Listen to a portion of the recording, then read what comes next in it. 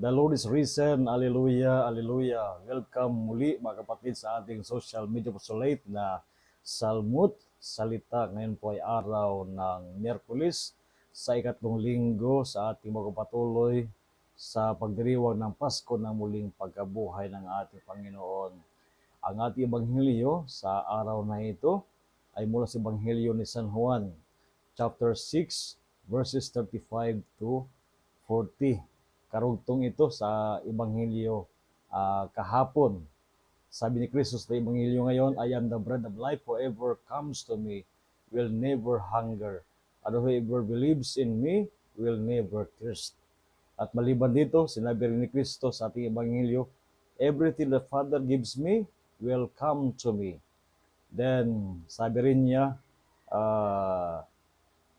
for this is the will of my Father, that everyone who sees the Son and believes in Him may have eternal life, and I shall raise him on the last day. Mga kapatid, napakaganda po ng sinasabi ni Kristo sa ating Ebanghelyo. Una, ang kalagahan ng ating pagtanggap kay Kristo bilang tinapay ng buhay.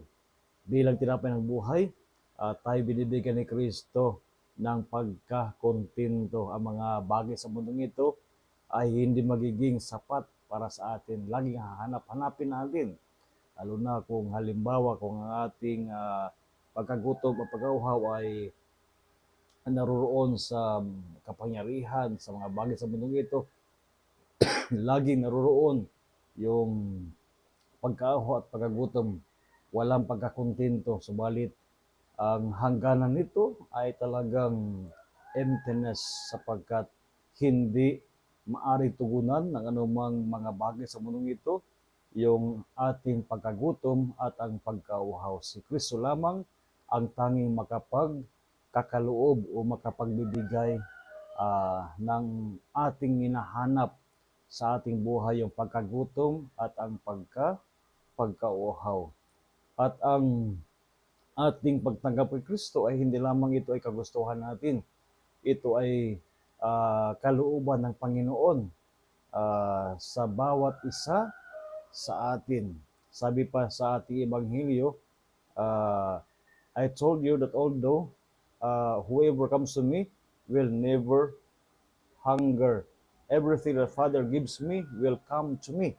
So, kalooban ng Panginoon kung tayo ay naging kaisa ng ating Panginoong Jesucristo. It is not our personal kagustuhan lamang, kundi ito ay kagustuhan ng ating Panginoon. At ang ating pagtanggap kay Kristo sa buhay natin ay talagang maghahatid sa atin ng kasiguraduhan ng muling pagkabuhay sa dulo ng buhay natin o sa katapusan ng panahon. So again, a blessed day sa inyong lahat at ating pagdasal sa araw na ito ang mga kardinal sapagkat sa araw na ito ay magsimula ang proseso ng pagpili ng ating bagong Santo Papa para sa ating inang simbahan.